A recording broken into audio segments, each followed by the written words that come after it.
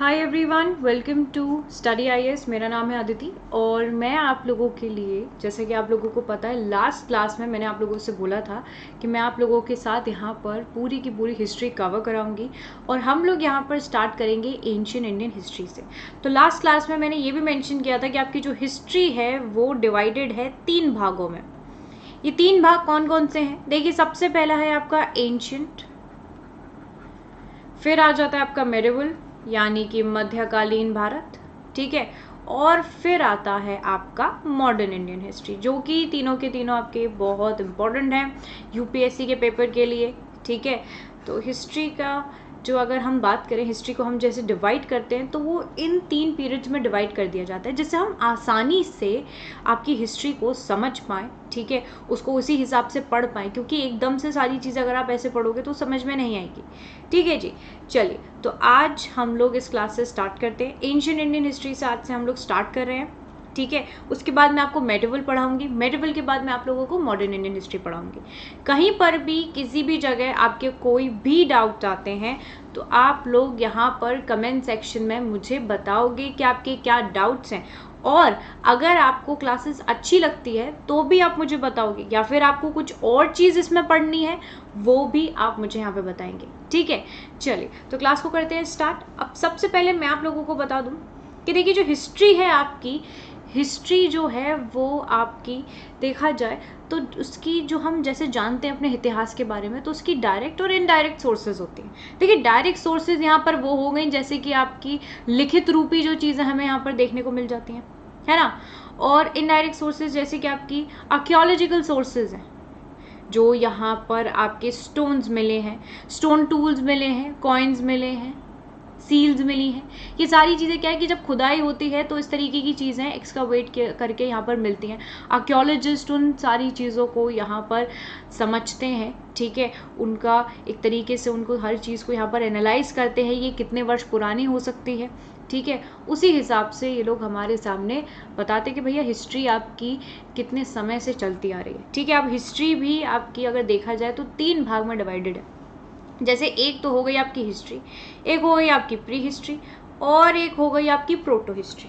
देखिए, यहाँ पर हिस्ट्री जो है आपकी, वो हिस्ट्री बोली जाती है जिसमें आपको लिखित रूपी एविडेंस जो है वो भरमार के हिसाब से अवेलेबल है, यानी कि बहुत अच्छी खासे हिसाब से यहाँ पर आपको जो रिटन एविडेंस है वो मिल जाते हैं, ठीक है। वो भी आपके वैदिक फेज से लेकर आज तक। देखिए, वैदिक काल जो है आपका, जो हम अभी आपका वैदिक काल से भी स्टार्ट करेंगे जब एंशिएंट इंडियन हिस्ट्री पढ़ रहे हैं तो वैदिक काल में आप लोगों को पता है कि वेदास इन्वेंट किए गए थे। 4 वेद हैं आपके, ठीक है। अब ये वेदा जो थे, जो ऋग्वेद था आपका, वो ओरल फॉर्म में था, रिटन फॉर्म में ये बाद में आए। पर जब ये रिटन फॉर्म में आए तो हम लोगों के लिए तो ये रिटन रूपी एविडेंसेस ही हैं, है कि नहीं, लिटरेरी एविडेंस है। तो हमें हिस्ट्री, जो आपका हिस्ट्री का जो काल है, हिस्ट्री का जो फेज है, ठीक है, उसमें हमें यहाँ पर रिटन एविडेंसेस जो हैं वो अच्छी खासी मात्रा में देखने को मिलते हैं। प्री हिस्ट्री यहाँ पे हो जाता है जहाँ पर हमें कोई भी एविडेंस नहीं मिलता है, रिटन एविडेंस कोई भी नहीं मिलता है हमें।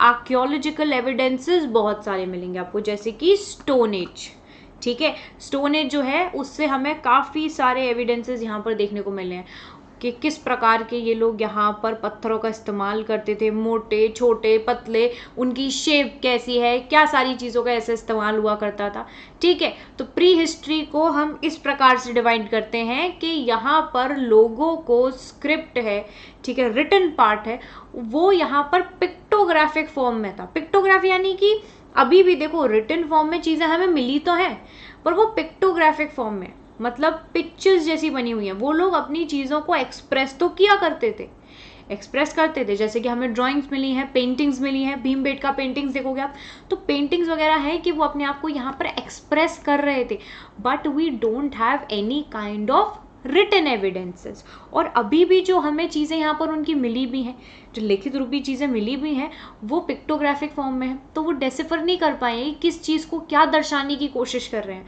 वहीं पर हमारा जो प्रोटो हिस्ट्री आ जाएगा, देखिए प्रोटो हिस्ट्री में आपको रिटन एविडेंस मिलेंगे, बट ये यहाँ पर क्या है, डेसिफर नहीं किए गए हैं, ठीक है। प्री हिस्ट्री में आर्कियोलॉजिकल एविडेंसेस है, प्रोटो हिस्ट्री में रिटन एविडेंस है बट डेसिफर नहीं किए गए। अब ये किस समय काल की बात कर रहे हैं? हड़प्पन पीरियड की, ठीक है। किस पीरियड की? हड़प्पन पीरियड की। जैसे आपकी सिंधु घाटी सभ्यता की बात करी जा रही है यहाँ पे कि वहां से रिटन एविडेंस तो अवेलेबल है, मिला भी है हमें, पर डेसिफर नहीं कर पा रहे हम उसको, ठीक है, क्योंकि वो पिक्टोग्राफिक फॉर्म है। प्री हिस्ट्री में याद रखना कोई भी रिटन एविडेंस नहीं मिला है। ओके, चलिए तो यहां पर करते हैं क्लास की शुरुआत। चलिए अब सबसे पहले यहाँ पे थोड़ी सी अनअकैडमी के बारे में बात कर लेते हैं। देखिए अनअकैडमी यहाँ पर लेकर आया आप लोगों के लिए ईस्टर स्पेशल ऑफर। अब इस ईस्टर स्पेशल ऑफर में क्या है कि यहाँ पर अगर आप 1 साल का सब्सक्रिप्शन लेते हैं तो 3 महीने का मिलेगा फ्री, और 18 महीने का लेते हैं तो भी 3 महीने का फ्री मिलेगा, 24 महीने का लेते हैं तो 6 महीने फ्री मिलेगा, 36 महीने का तो भी यहाँ पर आपको 6 महीने का फ्री मिलने वाला है। देखिए अनअकैडमी के प्लस प्लेटफॉर्म पर मैं आप लोगों के लिए यहाँ पर लेकर आती हूँ हिस्ट्री की क्लासेस, ठीक है।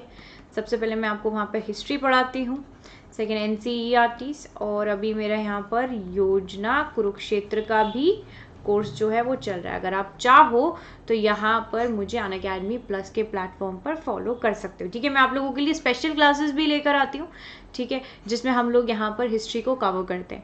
ऑलराइट, तो जब भी आप लोग यहाँ पर सब्सक्रिप्शन लेंगे आपको एक कोड का इस्तेमाल करना होगा जो कि है अदिति S10। नाउ अगर आप इस कोड का इस्तेमाल करते तो आपको मिल जाएगा 10% का extra off. 10% extra off avail करने के लिए आपको कुछ नहीं करना है, बस आपको मेरे कोड का करना है इस्तेमाल, ठीक है जी। चलिए आगे बढ़ते हैं। अब यहाँ पे देखिए अनअकैडमी लाइट एक पर्टिकुलर फीचर है जिसमें यहाँ पर आ रही है टेस्ट सीरीज। अनअकैडमी आप लोगों के लिए टेस्ट सीरीज लेकर आ रहा है, ठीक है। तो यहाँ पर अगर आप लोग चाहें तो यहाँ पर इन टेस्ट सीरीज की हेल्प से अपने एग्जाम को क्लियर कर सकते हैं, जो कि यहाँ पर क्यूरेट करी गई हैं आपके टॉप एजुकेटर्स द्वारा। कंप्लीट सिलेबस कवरेज है और इन डेप्थ परफॉर्मेंस एनालिसिस देखने को मिलेगा। अब तक यहाँ पर 50,000 से भी ज़्यादा एनरोलमेंट्स हो चुके हैं और रेटिंग्स भी यहाँ पर काफ़ी अच्छी मिल रही है। तो अगर आप चाहो तो यहाँ पर टेस्ट सीरीज को अवेल कर सकते हैं। कोड याद रखना Aditi S10, okay, to get 10% extra. वैसे भी डिस्काउंट तो हर किसी को चाहिए ही होता है, तो यहाँ पर जब मिल रहा है तो आप मेरे कोड का इस्तेमाल कर सकते हो, ओके। चलिए यहाँ पर बैचेस भी आ रहे हैं, इन बैचेस को भी देख सकते हैं। मोर ओवर ऑप्शनल कोर्सेज भी यहाँ पर लॉन्च किए जा रहे हैं। एंड अगर आप लोगों को यहाँ पर अपने UPSC की तैयारी करनी ही अनअकैडमी पे है तो अनअकैडमी आपको लोन की सुविधा भी दे रहा है। यहाँ पे भी आप ये देख सकते हैं। कॉम्बैट यहाँ पर आने वाला है, ठीक है, बेसिकली हो चुका आपका 10 तारीख यानी कि संडे को यहाँ पर कॉम्बैट हुआ है। ऑलराइट, चलिए आगे बढ़ते हैं। अब देखिए यहाँ पर है आपका कॉम्प्रिहेंसिव इंटरव्यू गाइडेंस प्रोग्राम जो कि स्टार्ट हो गया है आपका फर्स्ट वीक ऑफ अप्रैल से, ओके। यहाँ पर आपको दी जाएगी ट्रेनिंग बाय एक्सपर्ट्स। ये रहा पैनल जो कि यहाँ पर आपको सारे के सारे एक्सपर्ट्स देखने को मिलेंगे। एंड ये रहा आपका अनअकैडमी स्टोर। अगर आप लोग चाहें तो अनअकैडमी स्टोर जाके यहाँ पर आप लोग ऑफलाइन एक्सपीरियंस भी ले सकते हो, okay. And the ones who are staying in Delhi, so for you यहाँ पर मैं हर सैटरडे या संडे को अनअकैडमी स्टोर विजिट करती हूँ। अगर आपके कोई भी डाउट्स हैं हिस्ट्री से रिलेटेड, स्ट्रैटेजी से related, what ever doubts you have, you can come and अपने डाउट्स को सॉल्व कर सकते हो, ओके। चलिए स्टार्ट करते हैं। अब देखिए सबसे इंपॉर्टेंट चीज़, एंशिएंट इंडियन हिस्ट्री को कवर करने के लिए आप लोग पढ़ोगे क्या? देखिए न्यू NCERT पढ़ सकते हो आप 6 से लेकर 12 तक, ठीक है। अब एंशिएंट इंडियन हिस्ट्री के लिए यहाँ पर आप लोग जो आर पास्ट यानी कि 6 स्टैंडर्ड की बुक है उसे ज़रूर पढ़ें, ठीक है। और साथ ही साथ आप इसको यहाँ पर इसको लिंक करके पढ़ सकते हो। 12th की जो बुक है उसका पार्ट 1 जो है, पार्ट 1 को यहाँ पर इसके साथ लिंक करके पढ़ सकते हो। आप लोग यहाँ पर तमिलनाडु बुक भी पढ़ सकते हो, RS शर्मा की बुक पढ़ सकते हो। Indian art and culture is really very important, okay. चलिए now understanding history. Now understanding history, सबसे पहले हम लोग यहाँ पर प्री हिस्टोरिक पीरियड यानी कि स्टोन एज, जिसका ओरिजिन आज से यहाँ से 10,000 साल पहले हुआ, उसको कवर करेंगे। फिर सिंधु घाटी सभ्यता यानी कि इंडस वैली सिविलाइजेशन को, फिर आर्यन एंड वैदिक एज, इसको कवर करेंगे। Mahajanapada, foreign invasion and Buddhism and Jainism, जो कि समय काल है आपके 600 BCE से लेकर 350 BCE तक का। फिर मॉडर्न एज आ जाएगी यहाँ पर, post modern period Gupta age, और यहाँ पर आएगा फिर आपका पोस्ट गुप्ता पीरियड, फिर अर्ली मेडिवल पीरियड को हम लोग यहाँ पर शुरू कर देंगे. Okay, so this is the index, this is the way हम लोग यहाँ पर मूव करेंगे. तो आज हम यहाँ पर प्री हिस्टोरिक पीरियड से यहाँ पर करेंगे स्टार्ट. ठीक है जी, चलिए. So before getting into this, यहाँ पर आप लोगों के लिए क्वेश्चन है जो कि आपके यूपीएससी प्री 1996 में आया था. क्वेश्चन है, the river most mention in early वैदिक लिटरेचर इज. आपको ये बताना है कि कौन सी नदी है जिसका यहाँ पर सबसे ज्यादा मेंशन देखने को मिलता है आपको वैदिक लिटरेचर में. अब इसका क्वेश्चन, इस क्वेश्चन का आंसर आप लोग मुझे बताएंगे कमेंट बॉक्स में. एंड आई वॉन्ट कि ज़्यादातर लोग यहाँ पर इसका आंसर करें. जिसको आंसर पता है डेफिनेटली आंसर करिए, और जो यहाँ पर सबसे पहले आंसर करेगा I will definitely take the names. Okay, चलिए नेक्स्ट क्लास में मैं उनका नाम यहाँ पर ज़रूर लूँगी. तो जल्दी से जल्दी आप लोग यहाँ पर इसका आंसर करो. ठीक है, चलिए यहाँ पर एंशिएंट इंडियन हिस्ट्री को मैं करती हूँ स्टार्ट आप लोगों के साथ. Now let's get started. देखिए भाई, प्री हिस्ट्री की बात है. ठीक है, एंशिएंट इंडिया, हमारा प्राचीन भारत, प्राचीन काल में किस प्रकार से यहाँ पर हमें जो एक तरीके से जो हमारा प्री हिस्टोरिक फेज है उसको यहाँ पर हम जानेंगे. देखिए सबसे पहले तो यहाँ पर हम लोग देंगे क्रेडिट. ठीक है भाई, किस चीज़ का क्रेडिट दे रहे हैं यहाँ पर? देखिए भाई, क्रेडिट दे रहे हैं हम, जस्ट अ सेकेंड, क्रेडिट दे रहे हैं हम rediscovery of Indian pre history को. ठीक है, एक ऐसे व्यक्ति ने जिसने रीडिस्कवर किया था इंडियन प्री हिस्ट्री को, उनका नाम है डॉक्टर प्रिमरोज. Doctor primrose. ठीक है, इनको यहाँ पर क्रेडिट जाता है. He was the first person, ये पहले ऐसे व्यक्ति हैं, he is the first person, ठीक है, जिन्होंने यहाँ पर डिस्कवर किया था प्री हिस्टोरिक इम्प्लीमेंट जैसे कि स्टोन नाइव्स, एरोज, हेड्स. ठीक है, वो भी कब? 1842 में, 1842 में, वो भी कर्नाटका में. ओके, इसके बाद सेकंड जाता है आपके रॉबर्ट ब्रूस फोर्टी को. रॉबर्ट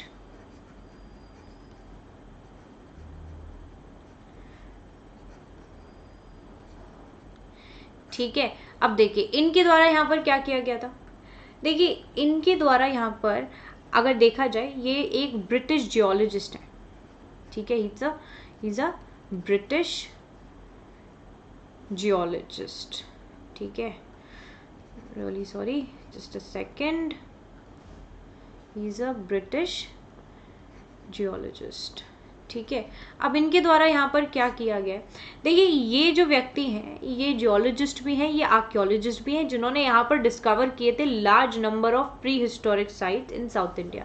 तो इनके द्वारा यहाँ पर डिस्कवर किए गए थे large number of historic sites in south India. ठीक है, इसके बाद लास्ट में आएंगे आपके सर मॉर्टिमर व्हीलर. क्या नाम है इनका? Sir Mortimer wheeler. Sir Mortimer wheeler जो है एक ब्रिटिश आर्कियोलॉजिस्ट थे, जिनके एफर्ट्स जो थे वो रिजल्ट कर रहे थे in the knowledge of entire pre historic culture sequence. ठीक है, तो उन्होंने यहाँ पर जो प्री हिस्टोरिक कल्चर था उसका यहाँ पर एक सीक्वेंस था जो यहाँ पर इन्होंने मेंशन किया, उसके बारे में यहाँ पर चीज़ें समझाई. ठीक है, तो ये तीनों लोग ही यहाँ पर हो जाते हैं इम्पॉर्टेंट. एंड आई होप कि आप लोग इनके बारे में अगर जानोगे, अगर आप खुद से इनके बारे में सर्च भी करोगे तो भी आपको यहाँ पर इनके बारे में नॉलेज होगी. ठीक है, तो ये इंपॉर्टेंट थे, तो मैंने आप इनसे स्टार्ट कर दिया. अब देखिए इंडियन स्टोन एज को हम लोग यहाँ पर करेंगे कवर. ठीक है, इंडियन स्टोन एज को करेंगे यहाँ पर कवर. चलिए, तो इंडियन स्टोन एज यहाँ पर किस प्रकार से होगी कवर, देखिए स्टार्ट करते हैं हम लोग.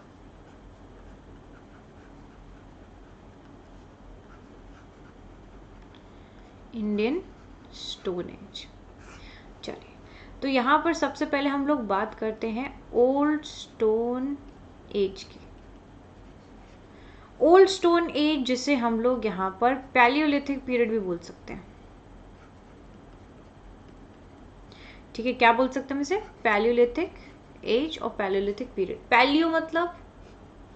पैलियो मतलब ओल्ड, लिथिक मतलब स्टोन, ओल्ड स्टोन एज। ठीक है, अब यहाँ पर इसका समय काल जो हम देख सकते हैं, देखिए समय काल क्या है यहाँ पर, 5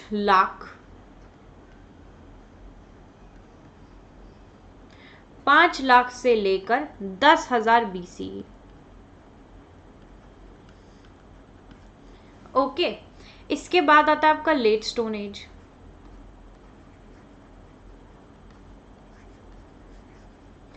late stone age, mesolithic period. Mesolithic age में अगर हम देखेंगे, मैं आपको यहाँ पर डिफरेंसेस बता दूंगी, इसमें और इसमें क्या डिफरेंस है। यहाँ पर जो स्टोन टूल्स यूज हो रहे हैं ये थोड़े से लार्ज थे, बड़े बड़े थे, और यहाँ पर आते आते ये हो जाते हैं माइक्रो, यानी कि छोटे छोटे। ठीक है, अब यहाँ पर मीजोलिथिक एज का टाइम पीरियड है 10,000 से लेकर 6,000 BCE।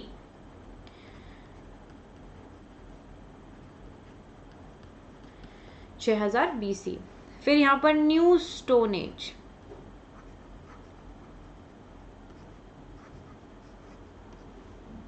New stone age, Neolithic period.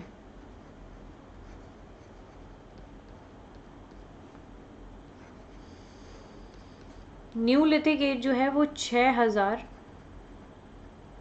से लेकर 1,000 BCE तक का टाइम पीरियड। ओके, सो अगर देखा जाए यहाँ पर जो एक जनरल टाइम रेंज बताई है, that is specified as there a great deal of variation, क्योंकि यहाँ पर आपको डेट्स में वेरिएशन भी देखने को मिलता है from a very different sides. अलग अलग जगह से आपको डिफरेंट वेरिएशन यहाँ पर देखने को मिलेगा। सबसे पहले हम लोग यहाँ पर पैलियोलिथिक पीरियड से शुरुआत करते हैं। ठीक है, सबसे पहले पैलियोलिथिक पीरियड से करेंगे यहाँ पर हम लोग शुरुआत। चलिए, पैलियोलिथिक पीरियड से यहाँ पर शुरुआत करते हैं। देखिए पैलियोलिथिक पीरियड में, पैलियोलिथिक एज जो है आपकी, जैसे कि मैंने आपको बताया, ये ओल्ड स्टोन एज है, यानी कि ये डेवलप हुई थी आपके प्लेस्टोसीन पीरियड में। प्लेस्टोसीन पीरियड का मतलब क्या होता है, रुक जाइए एक सेकेंड, यहाँ पर ये आपकी स्टार्ट हुई थी, डेवलप हुई थी प्लेस्टोसीन पीरियड में। इसे हम यहाँ पर आइस एज भी बोल सकते हैं। ठीक है, ये आप इसे आइस एज भी बोल सकते हैं। इस पीरियड में यहाँ पर डेवलपमेंट जो है वो हमें देखने को मिला, जैसे कि this spread over this palaeolithic age. ठीक है, ये यहाँ पर आपके पार्शली जो पार्ट्स ऑफ मतलब इंडिया रहते हैं, ठीक है, एक्सेप्ट एलुवियल प्लेन, यहाँ पर ये आपके जितना भी एरिया है, ठीक है, यहाँ पर एलुवियल प्लेन्स के अलावा यहाँ पर जितना भी एरिया है वहाँ पर ये आपका जो पैलियोलिथिक पीरियड है वो देखने को मिलता है, ये पैलियोलिथिक कल्चर वहाँ पर देखने को मिलता है। Okay, so this is spread over partially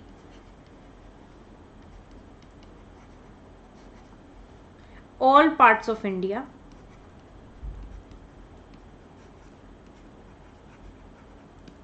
all parts of India except the alluvial plains.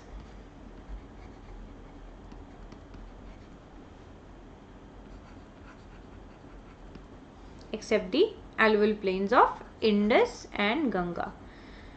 ठीक है, यहाँ पर नहीं, ये जितना भी आपका एरिया वहाँ पर थे, बट एलुवियल प्लेन वाले एरिया पे यहाँ पर आपको ये नहीं देखने को मिलेगा। अब यहाँ पर जो लोग थे, है ना, इस समय काल के जो लोग थे वो कौन थे, वो थे हंटर्स, यानी कि शिकारी। ठीक है, क्या थे वो लोग, हंटर्स एंड गैदरर्स।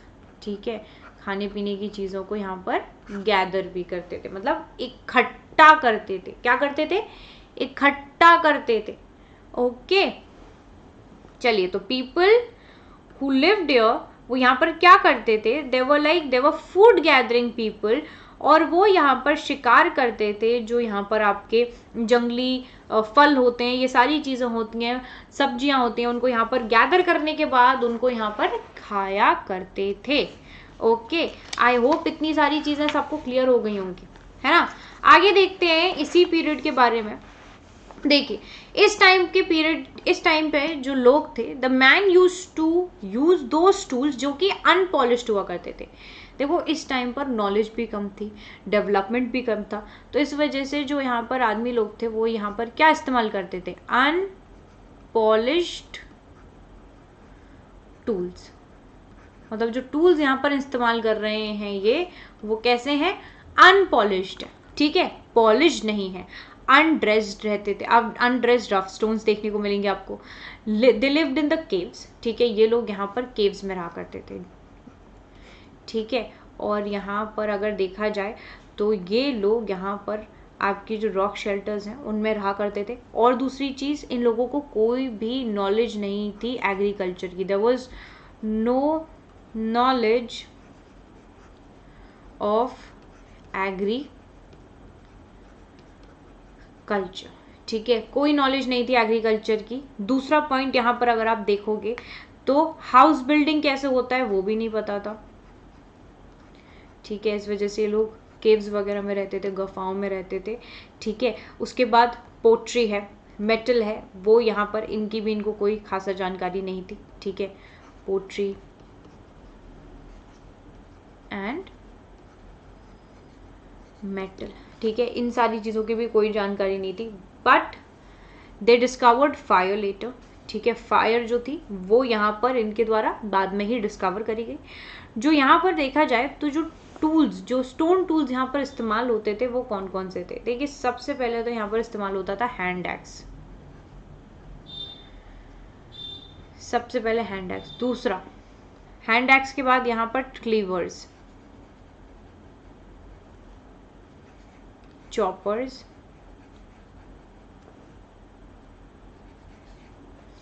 ठीक है, क्लीवर्स, चॉपर्स, हैंड एक्सेस और यहाँ पर ब्लेड्स। अब ये सारे टूल्स यहाँ पर इस्तेमाल होते होंगे हंटिंग के लिए और जानवरों की खाल हटा के उनको पकाने और खाने के लिए, उनको चॉप करने के लिए एज नाइफ ये यहाँ पर इस्तेमाल किए जाते थे। टूल्स जो थे वो यहाँ पर हार्ड रॉक से बनते थे, जिनको हम बोलते हैं क्वार्ट्जाइट। जो टूल्स थे वो यहाँ पर हार्ड रॉक से बनते थे। किससे बनते थे, हार्ड रॉक को, जिसे हम बोलते हैं क्वार्ट्जाइट, ओके। इसके बाद यहाँ पर आप देखोगे जो पैलेलिथिक मैन है, they are called at quartzite man in India, इनको यहाँ पर क्वार्ट्जाइट मैन ही बोला जाता है, ठीक है। Now they belong to the negrito race, ये यहाँ पर नेग्रीटो रेस से बिलोंग करते हैं। नेग्रीटो रेस क्या है, ये लोग नेग्रीटो रेस से बिलोंग करते हैं, ठीक है। यहाँ पर डिफरेंट डिफरेंट रेस हैं, ठीक है। अब यहाँ पर नेग्रीटो रेस क्या है ये यहाँ पर जानना ज़रूरी है, क्योंकि देखिए ये सारी जो रेसेस हैं ये भी यहाँ पर काफ़ी हद तक इम्पोर्टेंट हो जाती हैं, ठीक है। आप लोग यहाँ पर जो भी चीज़ इस क्लास में पढ़ रहे हो, कोई चीज़ नहीं समझ में आ रही है, कोई चीज़ ऐसी लग रही है ऊपर से जा रही है या कुछ और चीज़ समझनी है, तो फिर आपको यहाँ पर क्या करना होगा, आपको यहाँ पर मुझसे मैसेज करके या कमेंट में मुझे बताना होगा। देखिए नेग्रीटोज जो थे they were the first of the racial groups जो कि इंडिया की तरफ आए, ठीक है। कब, प्रोटो ऑस्ट्रोलॉइड रेस बोला जाता है इनको, जो कि यहाँ पर आए थे, ठीक है, proto Australoid race which came here in just after the Negrito, और इनकी जो सोर्सेज हैं they are from Australian, okay, Australian sources यहाँ पर देखने को मिलती हैं। अब यहाँ पर इस तरीके की रेसेस आपको यहाँ पर देखने को मिलेगी, बट जो नेग्रीटो हैं they are the first race, ठीक है, they are the first of the racial groups जो कि इंडिया आए, नेग्रीटोज, ठीक है। जो नेग्रीटोज हैं वो यहाँ पर अगर देखा जाए तो इंडिया में सबसे पहले आए थे, ओके। चलिए आई होप इतनी चीज़ समझ में आ गई होगी। They are the member of people such as Andamanese भी बोला जाता है इनको, belonging to a group of dark skin people of small stature, ठीक है, they have a very small stature that live in Oceania and south eastern part of Asia, but in India they came very first, okay, alright. अब Negroes की आप यहाँ पर एक image भी देख सकते हो, ठीक है, अगर आप लोगों को देखनी है तो आप लोग यहाँ पर इमेजेस जरूर गूगल करके देख लेना, ओके। चलिए अब देखिए पैलेलिथिक पीरियड जो आया ना आपका, ये भी आपका 3 भाग में डिवाइडेड है। सबसे पहले आ जाता है आपका अर्ली पैलियोलिथिक, ठीक है, दूसरा आता है यहाँ पर आपका मिडल,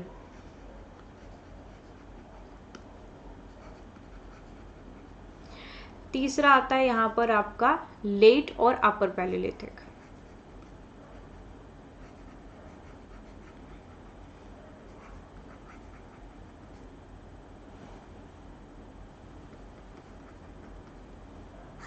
ठीक है, सबसे पहले अर्ली पैलियोलिथिक की बात करते हैं। देखिए अर्ली पैलियोलिथिक के बारे में अगर मैं बात करूं तो ये वो पीरियड है जिस टाइम पर आपको मतलब हैंड एक्सेस वगैरह जो है इस टाइम पर बहुत इस्तेमाल होते थे।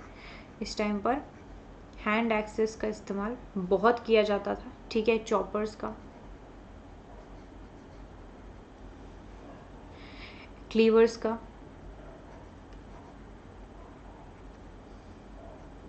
Alright, and mainly for chopping, digging और स्किनिंग के लिए यहाँ पर इन तीनों का इस्तेमाल किया जाता था। किस किस चीज़ के लिए? चॉपिंग,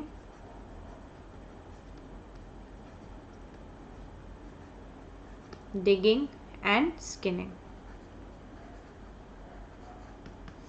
ओके, इसके बाद यहाँ पर आप देखोगे ये आपकी जो अर्ली पैलियोलिथिक पीरियड है, ये जो एज है, ये हमें कहाँ कहाँ देखने को मिलती है? तो ये आपको सोन और सोहन रिवर वैली जो कि आपका पाकिस्तान में वहां देखने को मिलती है, present day in Pakistan. Next point कि यहाँ पर कश्मीर में, थार डेजर्ट में, डिडवाना में आपके रॉक शेल्टर्स हैं, भीमबेटका में, बिलन वैली में। ओके, तो यहाँ पर कहाँ कहाँ देखने को मिलता है? ये कश्मीर,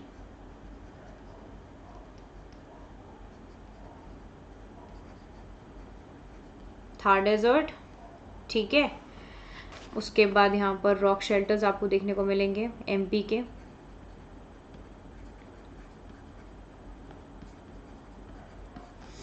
ओके। उसके बाद यहाँ पर बिलन वैली। तो बेसिकली यहाँ से मिले हैं आर्कियोलॉजिकल एविडेंसेस जिस हिसाब से हम लोग यहाँ पर पता कर पाते हैं कि कितने वर्ष पुराना है। और ये कवर करता है the great part of the ice age. Early paleolithic जो है वो यहाँ पर कवर करता है the great part of the ice age. ये सारी चीज़ें याद रखना। मिडिल पैलियोलिथिक पीरियड के बारे में बात करते हैं।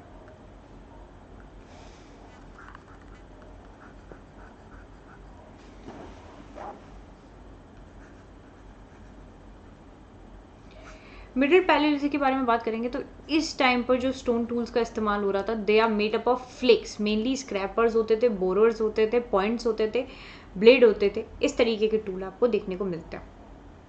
ठीक है, किस तरीके के टूल्स यहाँ पर इस्तेमाल होते थे?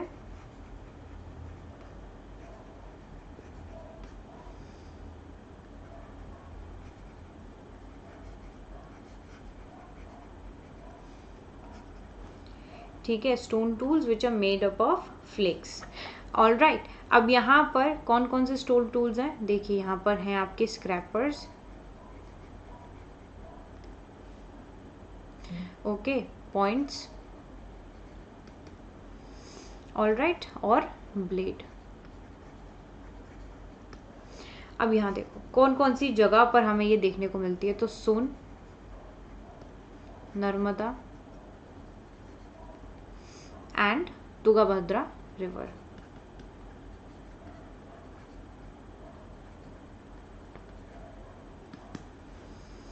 ऑलराइट, उसके बाद अगर आप देखोगे तो यहाँ पर till 1960s this was not recognise. ये आपकी जो मिडिल पैलियोलिथिक पीरियड है इसको रिकॉग्नाइज नहीं किया गया था। ठीक है, बट यहाँ पर अगर देखा जाए it was establish in 1960 and it was named as like Nivasan in Maharashtra.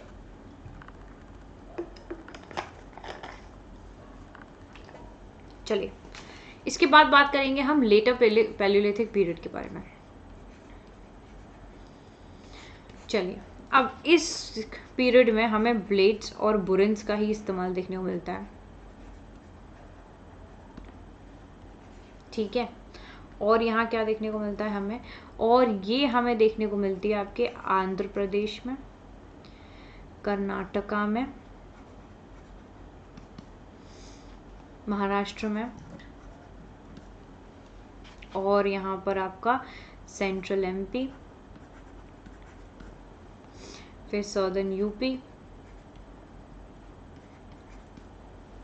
और यहाँ पर छोटा नागपुर प्लेट्यू।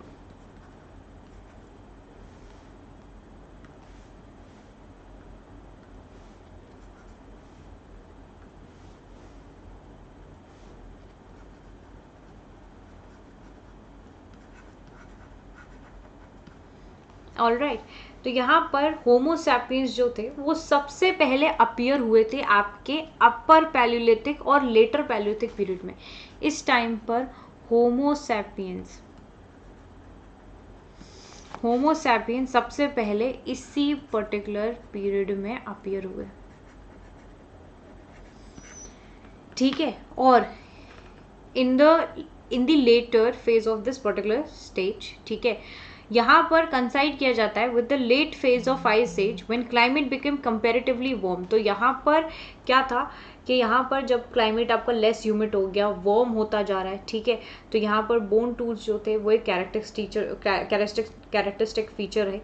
दूसरी चीज़, इसी टाइम पीरियड के बाद से इन लोगों ने यहाँ पर खेती बाड़ी करने वाला जो एक आइडिया होगा वो इनके दिमाग में आया होगा, क्योंकि यहाँ पर चीज़ें जो थी एक तरीके से यहाँ पर अगर देखा जाए तो अब यहाँ पर जो चेंजेस थे, क्लाइमेटिक चेंजेस की वजह से यहाँ पर काफ़ी सारे चेंजेस आ रहे थे, और इन चेंजेस के साथ साथ यहाँ पर हमें देखने को मिलेगा कि यहाँ पर ये लोग हंटिंग के बजाय, गैदरिंग के बजाय अब ये फार्मिंग पे भी शिफ्ट करेंगे, ठीक है।